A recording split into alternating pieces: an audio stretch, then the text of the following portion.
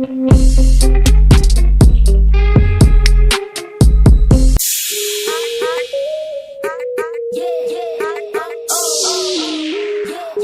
আলাইকুম ভিউয়ার্স, আশা করছি আপনারা সকলে ভালো আছেন। তো প্রথমে যে পোস্টার ডিজাইনটা দেখলেন, এটা মূলত একটা PLP ফাইল দিয়ে আমাদের কিন্তু ঈদ মোবারকের পোস্টার ডিজাইনটা করা। তো অনেকেরই রিকোয়েস্ট হচ্ছে ঈদ মোবারক পোস্টার নিয়ে কাজ করা। তো আজকে ভিডিওটা দেখলে আপনি কিন্তু সম্পূর্ণ ক্লিয়ার হয়ে যাবেন। তো আমরা আমাদের ফোন থেকে সরাসরি হচ্ছে Pixellab যে অ্যাপ্লিকেশনটি, এটা ওপেন করবে। আপনি হচ্ছে প্লে স্টোর বা ভিডিও ডেসক্রিপশন বক্সের লিঙ্কটি পেয়ে যাবেন। আর ভিডিও ডেসক্রিপশন বক্সে আপনি হচ্ছে PLP ফাইলটিকে ডাউনলোড করে নেবেন, যেটা হচ্ছে আপনার কোনো রকম পাসওয়ার্ড ছাড়াই ফাইলটি দেওয়া আছে।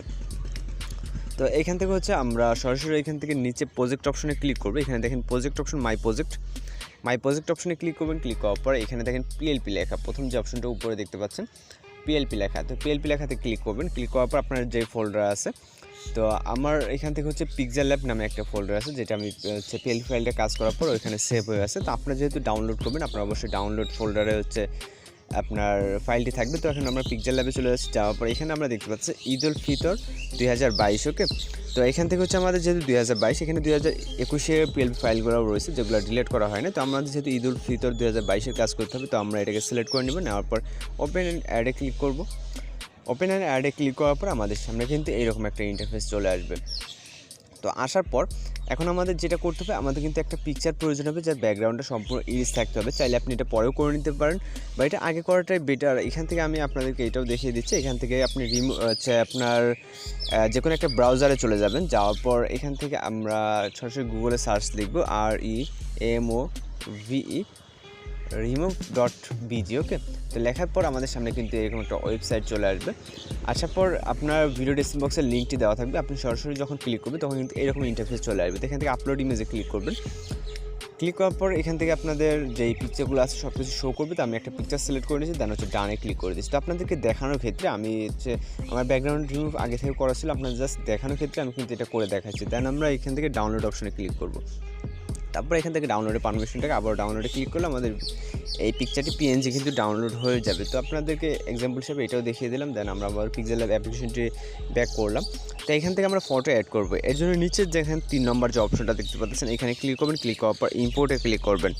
তো ইম্পোর্টে ক্লিক করার পর এখান থেকে হচ্ছে আমাদের যে ইমেজগুলো দেখবো, আমরা ইমেজগুলো কিন্তু এখানে শো করবে। তো এখান থেকে আমরা দুইটা ইমেজ দেখতে পাচ্ছি, যেটা হচ্ছে ব্যাকগ্রাউন্ড সহ এবং ব্যাকগ্রাউন্ড রিমুভ। তো ব্যাকগ্রাউন্ড ইরেজ যেটা, এটাকে সিলেক্ট করতে হবে। সিলেক্ট করার পর এখান থেকে টিক অপশনে ক্লিক করব, এবং এটা আপনি যতটুকু রাখতে চান আপনার অনুযায়ী এখান থেকে আপনি কম বেশি করে রাখতে পারেন।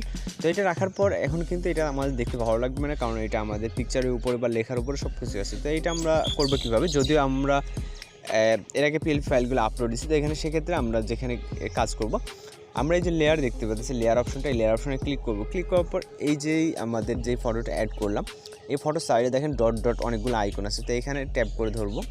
ওকে, ট্যাপ করে ধরার পর এটা একদম নিচে নিয়ে আসবে। আমরা দেখবো যে আমাদের ফটোটা কোথায় আছে। আমাদের অরিজিনাল যে মানে প্রথমে যে ফটোটা আছে, এই ফটোটার নিচে দিয়ে দিব। ওকে, তো এই ফটোটার নিচে দিয়ে দিলাম।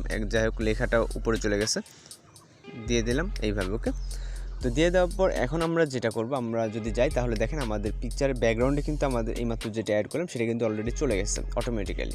তারপর এখান থেকে আমরা লেয়ার অপশনে ক্লিক করবো। ক্লিক করার পর যেহেতু আমাদের এই পিকচারের প্রয়োজন হয়, সেক্ষেত্রে আপনি এই যে মানে চোখের আইকনটা এখানে ক্লিক করতে পারেন, অথবা আপনি ডিলিট অপশনে ক্লিক করতে পারেন, যেহেতু এটা আমাদের প্রয়োজন হয়। ওকে, আমি আপনাদেরকে A to Z দেখিয়ে দিচ্ছি এই কারণে।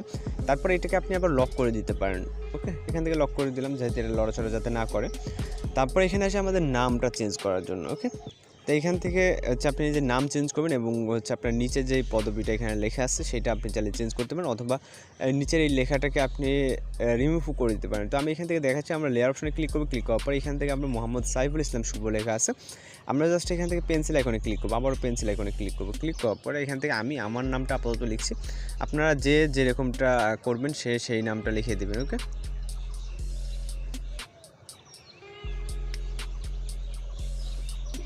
তো আমি আপাতত আমার নামটা লিখে দিলাম। দেওয়ার পরে এখান থেকে কিন্তু আমরা যদি লেয়ার অপশনে ক্লিক করি তাহলে দেখেন আমার নামটা চলে আসছে। ওকে, তারপরে এখান থেকে আবারও লেয়ার অপশনে যদি যাওয়ার পরে এখান থেকে সভাপতি যে মানব কল্যাণ, চাইলে আপনি এটা চোখে যে আইকনটা এখানে ক্লিক করে এটাকে রিমুভ করে দিতে পারেন। তো আপনি আপনার মতো করে এখানে যে টাইটেলটা ইউজ করতে চান সেটা দিতে পারেন। তো আমি আপাতত দিচ্ছি না, আপনাদের যদি টাইটেল থেকে থাকে তাহলে দিতে পারেন। তো এখান থেকে আমরা সর্বশেষ কাজ হচ্ছে আমরা জাস্ট ফটোটাকে সেভ করবো। এর জন্য উপরে যে প্লাস আইকনের পাশে সেভ আইকনটা দেখছেন, এখানে ক্লিক করবেন, দেন হচ্ছে আপনি প্রজেক্ট হিসাবে সেভ করে রাখতে পারেন অথবা ফটো হিসাবে এটা সেভ করতে পারেন। তো ফটো হিসাবে সেভ করতে চাইলে এখানে সেভ অ্যাজ ইমেজে ক্লিক করবেন, দেন এখান থেকে আমরা সেভ টু গ্যালারি। ওকে, তো আমাদের ফাইনালি আমাদের কিন্তু পিকচারটা সেভ হয়ে গেছে। এখন যদি আমরা সরাসরি আমাদের ফোন থেকে ফাইলে চলে যাই, এখান থেকে আমরা ফাইলে চলে যাচ্ছি, যাওয়ার পর এখান থেকে আমরা পিকচারটাকে দেখতে পাচ্ছি পিক্সেলল্যাবের। তো অনেক সুন্দরভাবে কিন্তু একটা পোস্টার ডিজাইন হয়ে গেছে। আপনি চাইলে আপনার মতো করে আরও সুন্দর করে কাস্টমাইজ করে নিতে পারেন। তো আজকের ভিডিও এই পর্যন্ত, দেখা হচ্ছে পরবর্তী কোনো ভিডিওতে। সে পর্যন্ত ভালো থাকবেন, সুস্থ থাকবেন।